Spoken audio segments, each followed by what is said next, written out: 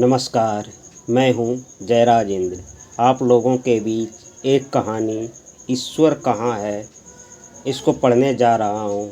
इस कहानी का लेखक हैं लियो तोल्स्ताय, जो कि एक रूसी उपन्यासकार हैं। तो बिना देर किए हुए आइए कहानी को पढ़ते हैं।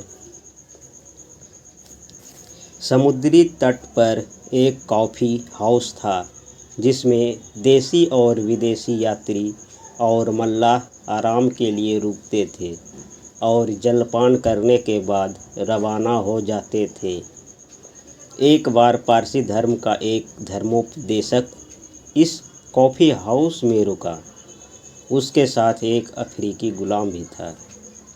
कॉफ़ी हाउस में जलपान करने के बाद उसने गुलाम से पूछा, क्या तुम बता सकते हो खुदा क्या है? अफ्रीकी गुलाम ने तुरंत म्यान से तलवार निकालकर कहा, यह है मेरा खुदा। यह हर वक्त मेरी हिफाजत करता है। गुलाम के इस उत्तर ने कॉफ़ी हाउस में उपस्थित सभी लोगों को चौंका दिया। उनमें से एक ब्राह्मण ने कहा, केवल ब्रह्म ही सच्चा ईश्वर है। एक यहूदी ने दावा किया, यहूदियों का खुदा ही सच्चा खुदा है। तो इसमें से 3 लोगों ने उत्तर दिया। किसने दिया? एक गुलाम और एक ब्राह्मण और एक यहूदी, तीनों ने अपना अलग अलग उत्तर दिया। एक कैथोलिक ईसाई ने जोर देकर कहा, चौथा आदमी, इस एक इंसान गिरजे में ही खुदा को देख सकता है। उसका प्रतिवाद करते हुए एक प्रोटेस्टेंट ईसाई ने कहा, जो लोग खुदा को गोस्पेल के अनुसार मानते हैं वे ही कयामत के दिन बख्शे जाएंगे। एक तुर्क ने कहा, शरीयत के अनुसार कोई बुत खुदा नहीं हो सकता। खुदा एक ऐसी ताकत है जिसे सिर्फ महसूस किया जा सकता है। मतलब यह कि हर व्यक्ति ने अपने अपने विश्वास के अनुसार कहना शुरू कर दिया। चीन के सुप्रसिद्ध दार्शनिक कन्फ्यूशस का एक शिष्य कॉफ़ी हाउस के एक कोने में बैठा सबकी बातें चुपचाप सुन रहा था। जब लोगों की दृष्टि उस पर पड़ी तो सबने उससे प्रार्थना की कि वह इस विषय पर अपने विचार बताए। चीनी नागरिक ने अपनी आंखें बंद की और कुछ सोचने लगा। फिर आंखें खोलकर अपने हाथों को आस्तीनों से बाहर निकालते हुए उसने सबको समझाया, बंधुओं, मुझे ऐसा लगता है कि हर आदमी का अपना एक विश्वास होता है और यह ज़रूरी नहीं कि एक का विश्वास दूसरे के विश्वास से मेल खाता हो। अगर आप ध्यान से सुने तो मैं आपको एक छोटी सी कहानी सुनाऊंगा जो शायद इस विषय पर कुछ प्रकाश डाल सके। मैं चीन से इंग्लैंड के एक जहाज़ में सवार हुआ था। जहाज़ दुनिया का चक्कर काटकर आया था। हमें कुछ साफ़ और ताज़े पानी की ज़रूरत थी, इसलिए हमारा जहाज़ सुमात्रा के समुद्र तट पर कुछ देर रुका था।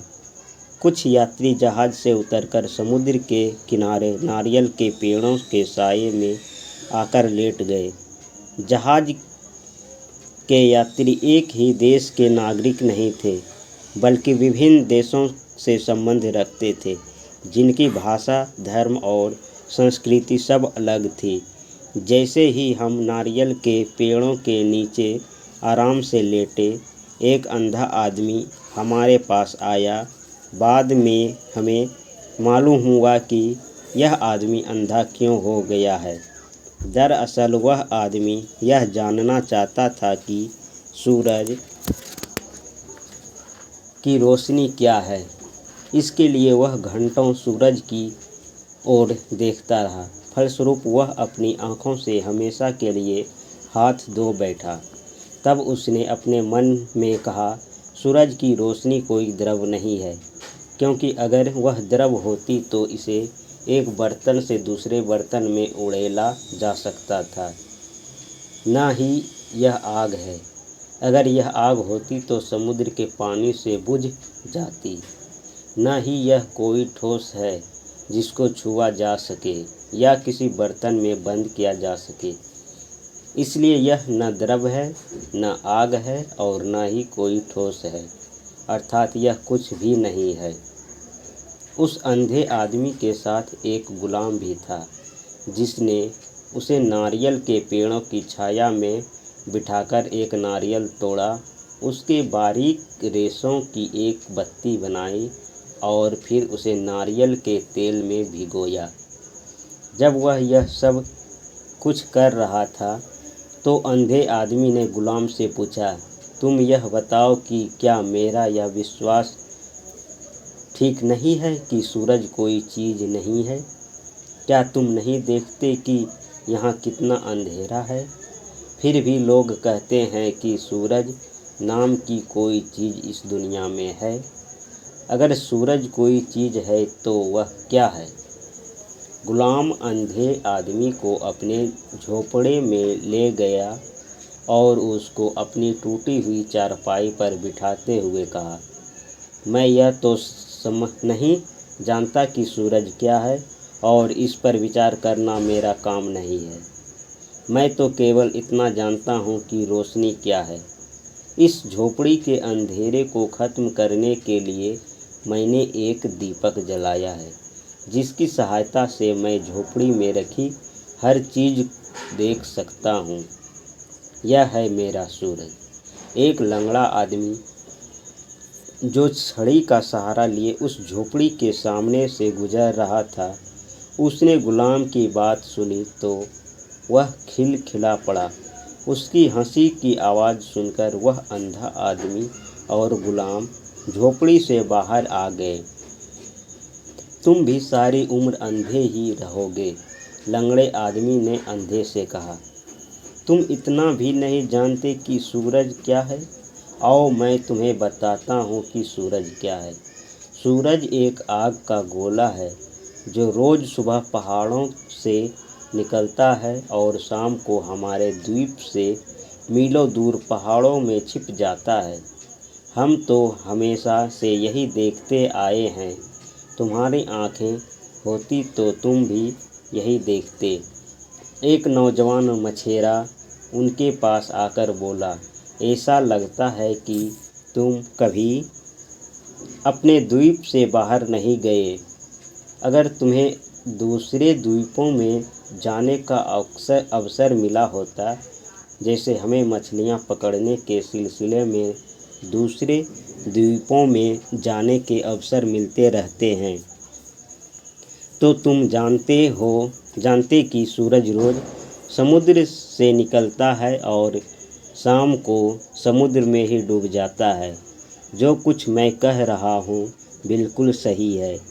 मैं रोज़ अपनी आँखों से यही देखता हूँ।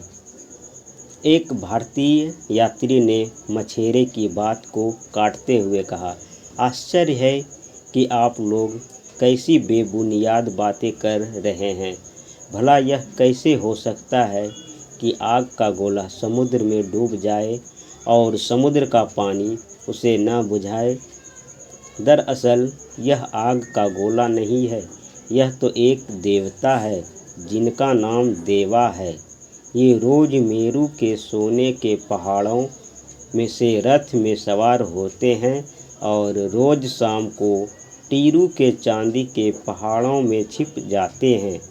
भारतीय यात्री की यह विचित्र बात सुनकर मिस्र के जहाज़ के एक मल्लाह ने कहा, नहीं नहीं, आप बिल्कुल गलत कह रहे हैं। सूरज एक देवता नहीं है। मैंने एक जहाज़ का मल्लाह होने की हैसियत से अनगिनत समुद्री यात्राएं की है। मैं यह अच्छी तरह जानता हूँ कि सूरज सिर्फ भारत को ही नहीं बल्कि पूरी दुनिया को अपनी रोशनी देता है। यह सिर्फ एक पहाड़ी द्वीप का चक्कर नहीं लगाता, बल्कि पूरब में जापान के द्वीपों से निकलता है और इंग्लैंड के आसपास के द्वीपों में छिप जाता है। जो कुछ मैं कह रहा हूँ बिल्कुल सही है। मेरे दादा भी यही कहा करते थे। मिस्र के जहाज का मल्लाह अपनी बात कहकर चला गया, लेकिन इंग्लैंड के एक मल्लाह को जोश आ गया। उसने कहा, किसी भी देश के नागरिक सूरज के बारे में उतना नहीं जानते जितना इंग्लैंड के लोग जानते हैं। इंग्लैंड का बच्चा बच्चा बता सकता है कि सूरज कहाँ से निकलता है और कहाँ छिपता है। यह तो हमेशा से पृथ्वी का चक्कर लगा रहा है और हमेशा लगाता रहेगा। फिर उस मल्लाह ने एक छोटी सी लकड़ी से रेत पर निशान बनाकर उन्हें समझाने की कोशिश की कि सूरज किस तरह पृथ्वी के चारों ओर चक्कर लगाता है, लेकिन वह इस सिद्धांत को ठीक तरह से समझा नहीं सका। इसलिए उसने अपने एक साथी की ओर संकेत करते हुए कहा, मेरे ये साथी आपको ठीक तरह समझा सकते हैं। उसके साथी ने कहा, दरअसल सूरज पृथ्वी के चारों ओर चक्कर नहीं लगाता, बल्कि पृथ्वी सूरज के चारों ओर चक्कर लगाती है। सूरज के चारों ओर एक चक्कर लगाने में पृथ्वी को 24 घंटे लगते हैं। सूरज इस दुनिया को ही रोशनी नहीं देता, बल्कि चांद सितारों को भी अपनी रोशनी से रोशन रखता है। चीनी नागरिक ने अपनी बात जारी रखते हुए कहा, जिस तरह हम सूरज के बारे में गलत सोचते आए हैं, बिल्कुल उसी तरह लोग खुदा को भी ठीक तरह से समझ नहीं पाए हैं। लोग धार्मिक मामलों पर संकुचित दृष्टि से विचार करते हैं और धर्म की बातों पर सांप्रदायिक झगड़े करने से भी पीछे नहीं हटते। हर आदमी चाहता है कि उसका खुदा अलग हो। हर धर्म उसे अपने उपासनागृह में बंद कर लेना चाहता है। खुदा इतना बड़ा है कि उसे किसी भी उपासनागृह में बंद नहीं किया जा सकता। हिंदू कहते हैं मंदिर भगवान का घर है, मुसलमान कहते हैं मस्जिद खुदा का घर है, ईसाई गिरजे को खुदा का घर मानते हैं। क्या ये सब उपासनागृह उस उपासनागृह के बराबर हो सकते हैं जो खुदा ने हम सबके लिए बनाया है? वह उपासनागृह यह दुनिया है। यह दुनिया खुदा ने इसलिए बनाई है कि सब लोग इसे अपना मिला जुला कर घर समझें और इसमें मिलजुल कर रहें, एक दूसरे से प्यार और मोहब्बत करना सीखें। हमें दूसरे धर्मों को अपने धर्म से नीचा नहीं समझना चाहिए। दूसरे धर्मों की आलोचना करने से ही मनुष्य में सांप्रदायिक भावनाएं जागती हैं। इसलिए हम सबका यह परम धर्म है कि हम अपने धर्म के साथ सब धर्मों का आदर करना सीखें, क्योंकि सभी धर्म इंसान को इंसान से प्रेम करना सिखाते हैं, घृणा करना नहीं। चीनी नागरिक की बात सुनकर कॉफ़ी हाउस में उपस्थित सब लोग, जो खुदा क्या है विषय पर बहस कर रहे थे, खामोश हो गए और फिर उनमें इस बात पर झगड़ा नहीं हुआ कि किसका विश्वास सही है और किसका गलत है। धन्यवाद। यह कहानी समाप्त होता है। अगले